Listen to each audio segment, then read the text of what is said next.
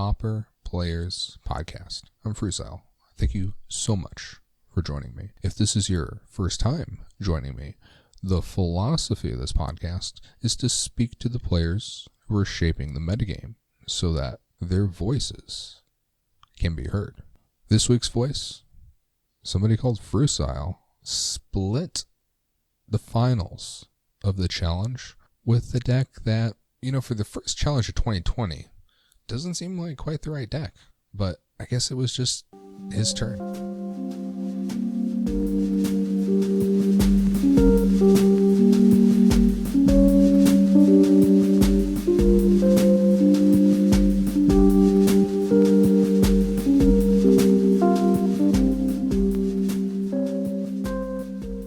Thanks for joining me this week. Could you tell me a bit about yourself? Yeah, hi. My name is Steve Galenda, and originally from Colorado. Live in Oklahoma City these days. I'm 33 years old. I play online as Frucile, and if I'm not playing Vintage Cube when available, I'm probably playing Pauper because I really just not into the other formats so much. I used to like Modern, but I don't know. I could take it or leave it. Of course, when it's nice out during the summer months, I do play a lot of disc golf, probably more or an equal amount to the amount of Pauper that I play. So, come summer, might be playing, fewer challenges. Okay, could you tell me about how you started playing Magic the Gathering? Well, it's a funny thing because I actually started playing Magic the Gathering because my younger brother started playing Yu-Gi-Oh! He was really into the anime, and it was in its first season still, because this was a long time ago, because I'm 33, right? And I started playing in high school, and my younger brother, he just watched Yu-Gi-Oh! He really liked it. He got some cards. He asked me to play with them. I played with them. Some kids in one of my classes, they were playing Yu-Gi-Oh! One day, and I said, hey, I have some decks. I'll bring them in and we'll play. And of course, I was, mocked for having starter decks because I had no idea that my deck came out of a box, and that wasn't good enough. But, you live and you learn. And, towards the end of class, one of my friends just said, I think you would like Magic better. Would you like to come to a Magic tournament? I'll show you, if you're not doing anything. And, being an introvert, I basically just went to school and then came home and, lived in my room. So the prospect of having something to do was, far too great an opportunity to pass up. I immediately agreed. And ironically, that event did not fire. Like, they had too many people there playing Lord of the Rings card game, and no Magic was played that night. But, my friend was like, oh, I'm sorry about that, man. Why don't you come over my place tomorrow, and, I'll build you a deck. And that was, I'm a connoisseur of free things. So naturally, the prospect of somebody building me my first deck, combined with the previous incident where my deck came out of a box, and that wasn't good enough. And here's someone who plays the game. They're going to build me a deck. So go over to my friend Dustin's house, and he sits me down. He takes one good long look at me, and he says, you're a blue-black guy. I'll make you a blue-black deck. And it wasn't the best blue-black deck. He did give me his copies of Forbid, though, which I was too young to understand why buyback was good, but, it was a nice gesture for sure. He certainly understood why buyback was good at that point in time. But, he also gave me, some spined flukes to work with. So, here and there. A friend of his gave me a whole bunch of basic land, because this was before basic land was readily available in, all stores, especially if there's only one store in town. Maybe you're from a smaller town. I digress, but that is how I started playing Magic the Gathering. Thank you for that. Now, could you tell me about how you started playing Pauper?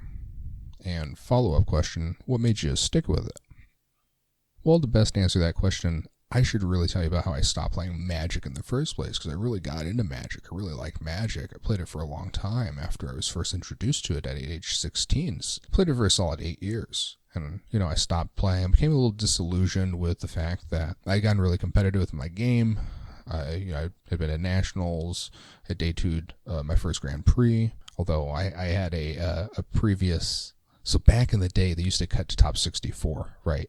So if you finished X and 2, which is the same record as maybe someone who took second at the same tournament, finished in day one, he just had better tie breaks because he had buys for being professional. I know this is an awfully specific scenario, but imagine going to a tournament and finishing 5-2, 75th place out of hundreds of people, cuts to top 64 to make day two. That's how Grand Prix used to work. So I had one of those, and then I also had a Proper Day 2, a trip to U.S. Nationals, and a journey to the Pro Tour. And I was really at the peak of my competitiveness, and I was very, very interested in the game. And I was really enjoying the game, but the problem was I couldn't just go and play at Friday Night Magic and enjoy it because it was different. I couldn't just go to a local shop and play and enjoy it because I was only interested in playing some really good games of Magic and some really, seeking out the strongest opponents. And I was not so interested in traveling and having to do that. So I started to become, a little less attached to the game. And then I started playing online poker, and that became a big distraction. And I realized that I could just sit at home and I could make a reasonable amount of money just sitting at home and playing a different game that you didn't want to find strong competition for. It was the exact opposite that was rewarding. So I stopped playing Magic more or less completely in 2009, and in 2010 when online poker became illegal in the United States. I was a full tilt player, so I had most of the money I had in the world frozen by the U.S. government, and I lost my job all in the same day. So I sold all my Magic cards, and I had to let go of things like a Wheel of Fortune for $7, which was a fair price at the time. I had Underground Seas that I let go of for like $50, which was a fair price at the time. I had,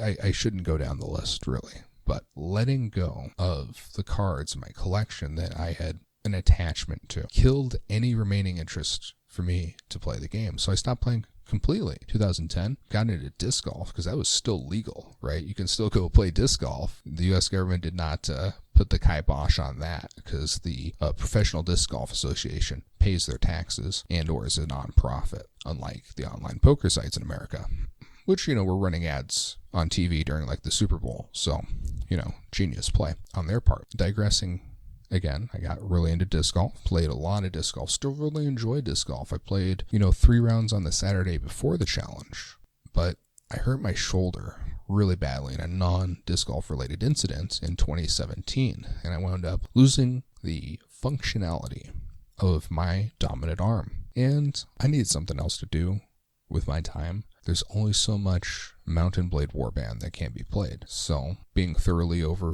the Fallout franchise and Skyrim, having exhausted those as well, I played a little bit of Stogger. But then I discovered Magic again. After a few months of playing Standard, it rotated. And I was reminded that I don't want to play Standard. I want to play something that doesn't rotate. So I thought I'd get into Modern. I looked at Legacy until I saw the price tag where things were at these days. Same thoughts for getting back into Vintage. But Pauper looked appealing, and I stayed with Pauper because I went infinite with a $10 investment on Magic Online. Well, that's interesting. What deck did you do that with? Oh, one of the good ones, Slivers. It's one of the most competitive decks. If you're a spike, you'll enjoy playing it for sure, but also just a fair amount of luck. In all seriousness, I amassed a whole pile of 3 and 2 finishes with that Sliver deck until I could build Is It Delver. Is It Delver is pretty strong back then, and that's how I went, proper infinite on MTGO. And yeah, that was over 2 years ago now. Okay, so tell me about the deck, right? This isn't really what I expected to see win a challenge in 2020. Yeah, I know they really took away all the good cards for this deck earlier this year when they banned Gitaxian Probe, Daze, and Gush. The deck was a lot better then, but that'll happen when you take 12 cards out of a deck and it has to just adapt, and it sort of just struggled in mediocrity until the printing of Mystic Sanctuary, which is an incredibly powerful Magic card, especially for the format that is being played in. It works very well as Deprive, works even better with Tragic Lesson, and between one of those two as an endgame, combined with just ridiculous Delver starts or very fast Gurmag Anglers, it still gets the job done. You've just about summed up your main deck, but you have a very interesting breakdown in your counterspells. You have 3 counterspells, 2 Deprive, 2 Force Spike, a Dispel, and a Spell Pierce. How did you come to that mix there? Well, of course, I started by how I always start when I approach a deck. I copy someone else's work, just straight up. I copy someone else's deck on the internet, and then I figure out what I don't like about it, and then I change it from there. Sometimes I have to play a league or two before I understand the deck well enough to make those sorts of adjustments. In this case, Modern Monkey, I believe a friend of the Pauper Players podcast from a previous episode or two that I've heard, he made this deck. He did well with it last week. He top 8'd last week with this deck. He also top 8'd this week with a completely different deck because Modern Monkey is a complete sicko. But he had 2 foils in his main deck, as if this were still 2019. Without Gush, without Daze, I couldn't get behind foil, really at all. But he had the 3 counterspell, 2 deprive, 2 force spike. That was all his work. And it's a great combination. That's probably the right number for all those things, except for after playing a league, I felt like I wanted a 3rd force spike. Because I also played Grixis Delver last week in the challenge, and I kind of wanted a 3rd force spike then and there too. That deck had a couple of spell pierces. I really enjoyed those, and I decided that I could use a spell pierce essentially as a 3rd force spike, only as a little bit stronger because you don't board it out in some matchups. The beauty of force spike is you can really get them. You can stop some very aggressive starts from a wide variety of decks, but after that, your opponent tends to play around it. Also, it can suck on the draw, depending on what you're up against. So usually you take out force spike, at least for game 2. Sometimes you bring it in for game 3, just it depends. Of course, you leave it in against decks like Burn, decks like Bogles, Stompy, Red Deck Wins, the aggressive decks that don't necessarily play 20 lands or more. Those decks, force spike is just good against, you just leave it in. But a lot of decks you board out force spike, but you can still leave in spell pierce. Decks like Tron, or maybe Familiars, maybe Is It Delver, although I did not play against that in the event. Maybe also like the Mirror Match. Decks that, with the exception of Tron, but it's just good enough in the early turns, right, to keep in. And you generally get in some big counter war at some point in the match, so Spell Pierce isn't the worst. At any rate, you can leave in Spell Pierce against some percentage of the field while still taking out your force spikes. I decided to run one. The Dispel is kind of the same thing that Modern Monkey did last week in his having a Stormbound Geist in the main deck, where he kind of has a 16-card sideboard, right? And he just figured that he needed all 16 of these cards, and the best way to do that was to put one in the main deck, choosing the one that he thought would have the best impact in his main deck, and thus choosing Stormbound Geist. I am presuming this, of course. It's not like I confirmed that with him, but that's sort of what I saw in his deck building, and that's my same logic. But for Dispel, I think Dispel is a better main deck inclusion. It's good against a larger percentage of the field than Stormbound Geist is. So I still have some Geists in my sideboard. I still have 3. He had 2 in his sideboard, 1 in his main deck. I just have a Dispel in my main deck, sort of playing that same role. All I did was cut 2 foils for a Dispel and a Spell Pierce, and that's my counter magic suite. Thank you for that. Tell me about your sideboard. It's different from Modern Monkeys. You have Thorn of the Black Rose. You have Chainer's Edict. Why these cards? Well, the Chainer's Edicts are there because Bogles won last week, and I needed some sort of something against them. It's also just an okay removal spell that has the benefit of dodging Dispel, as well as working very well against Ephemerate. So it's sort of better positioned than people realized, and if people are going to be playing Bogles, then they get even better. If players would stop playing Squadron Hawk and Battle Screech as playsets in their main deck in great numbers, then maybe Chainer's Edict would make its way into my main deck. Until that day, it's going to be Echoing Decays instead. So you want both in that role. Generally speaking, when Echoing Decay is poor, Chainer's Edict is good. It's nice to have a pair. Might even want a third one in the sideboard moving forward. For Thorn of the Black Rose, it has everything to do with me having played a lot of red-black Monarch in the last week or two, ever since Probos got the 5-0 list with it. Another gentleman,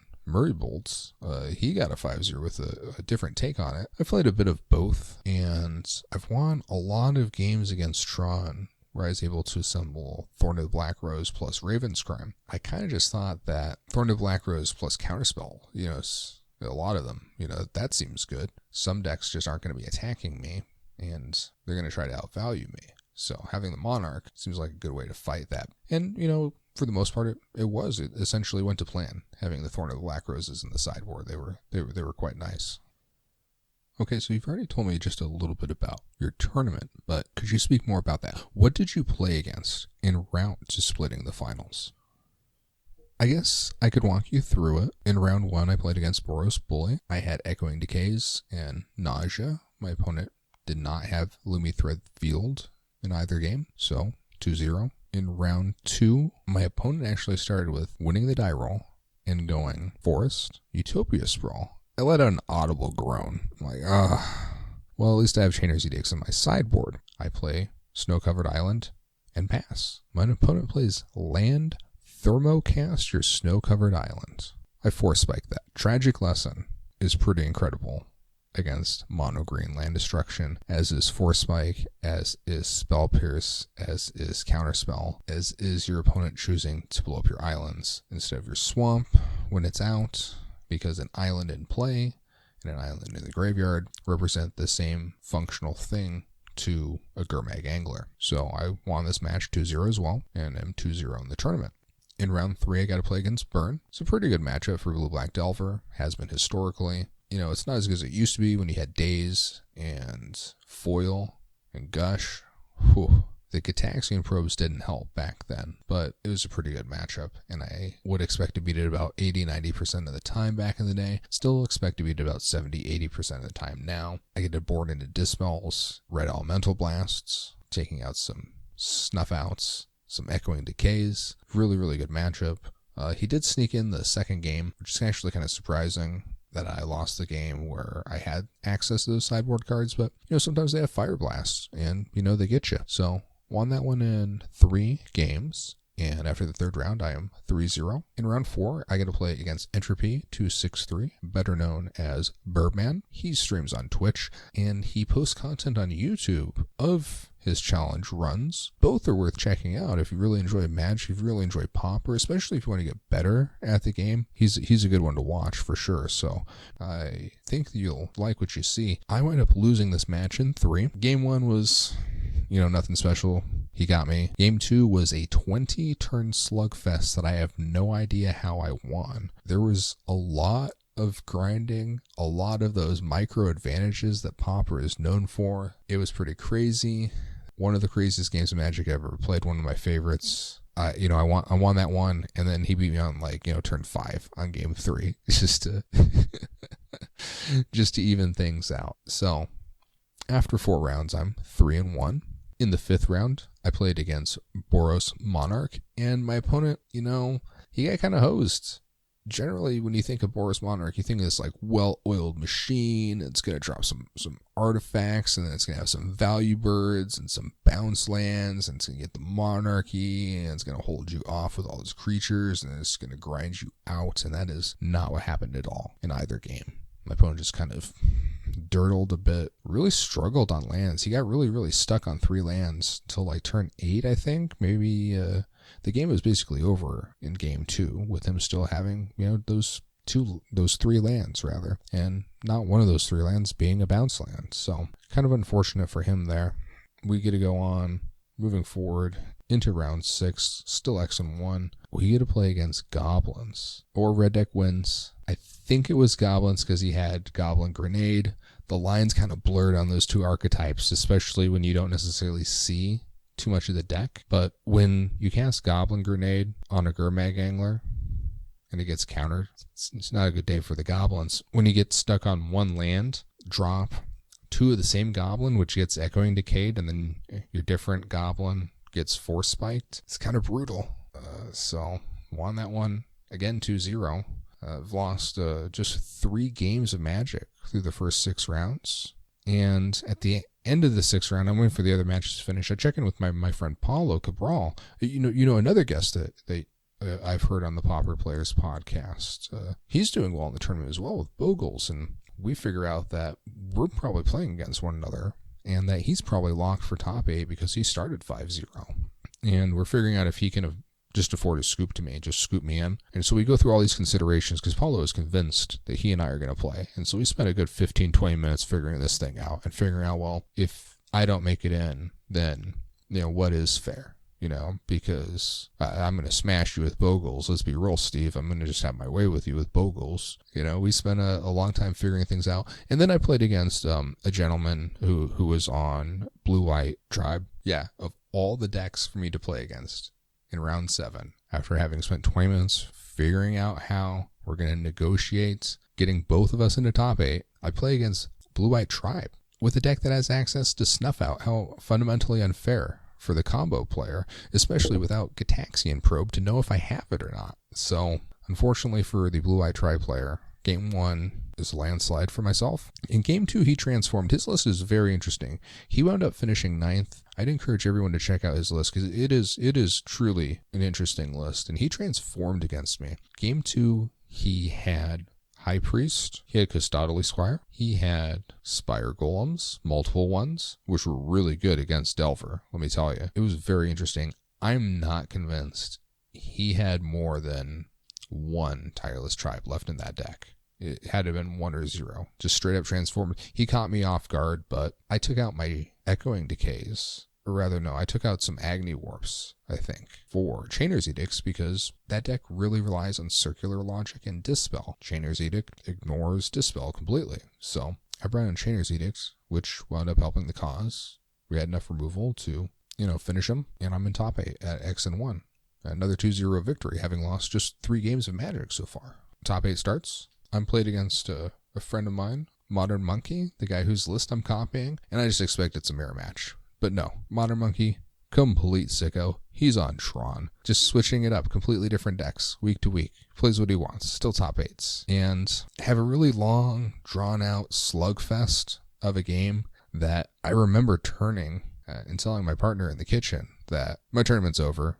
I lost Game 1, but I didn't lose Game 1. Somehow I got it through him using both Mystical Teachings, getting into a Flicker War that didn't work out for him, and probably just drawing a few too many lands instead of business spells off the top. But I eke out a Game 1 win against Tron. I get a sideboard in some Thorn of the Black Roses, and Game 2 goes my way. Once I land a Thorn of the Black Rose, make sure that Muldrifters either don't hit, or if they hit, they don't stick. That way he cannot take the Monarchy away. Eventually, I lock him with Deprive and Mystic Sanctuary, and I'm into top 4. Rematch.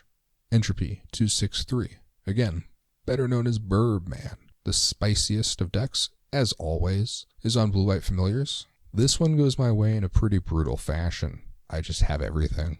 I just straight up have everything. I just have double Delvers. I have double Counterspells, double Dispels. You name it, I had it. And the games, both of them, go my way in pretty quick fashion. So, unlike the Swiss round, where it was this really long, drawn-out slugfest full of micro advantages, and I got kind of lucky to top deck the second copy of Mystic Sanctuary to put back a Deprive or a Tragic Lesson.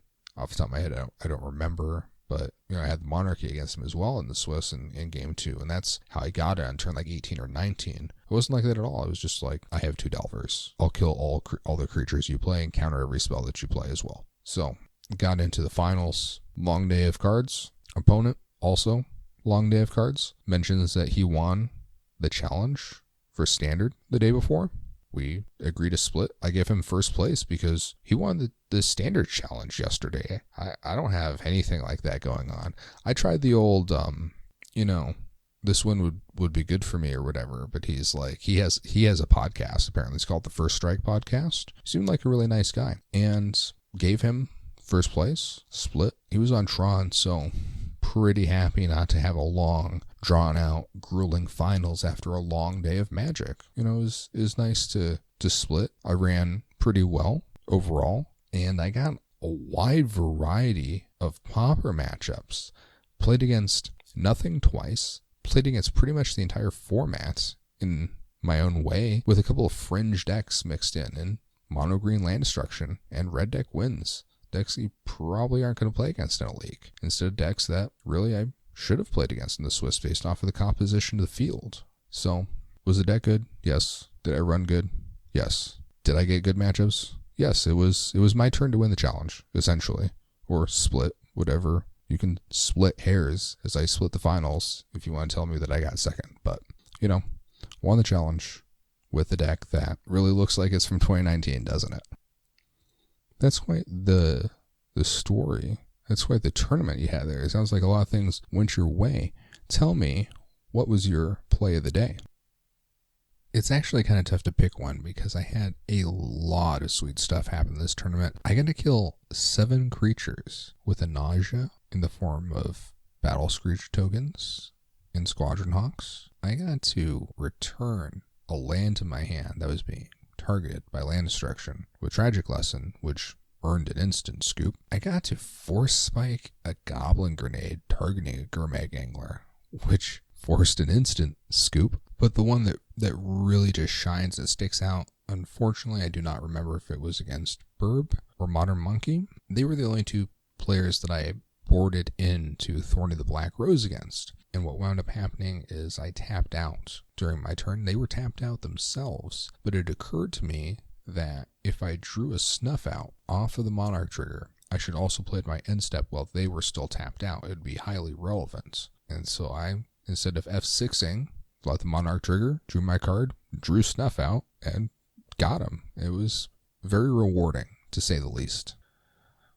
Wow, I gotta tell you, all those plays sound super sick, and I'm slightly jealous having heard them. I wish I could have been there for that. Those all sound amazing. We have a weekly segment on the podcast, not sure if you're familiar with it, where we give Slivers a silly ability. What is your silly Slivers ability?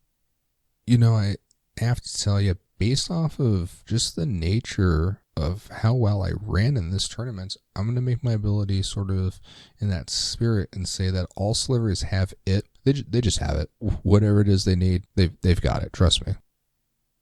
Well, I generally like to play off my guest's ability when I can. So this week, my silly Slivers ability is all Slivers have been talking to themselves. It's kind of weird. Feels slightly schizophrenic, but all Slivers have been talking to themselves a lot recently. Well, that sounds like it's enough to drive anyone silly. Hey, thanks for having me. Thanks for coming on the podcast. And once again, thanks to my guest for coming on the podcast. Frucile, I don't know, something like that. Seemed like a nice guy, but I would probably hate to talk to him every week. Coming up on the podcast, Andy Peters won the challenge, where he split with that last guy, but, he took first place.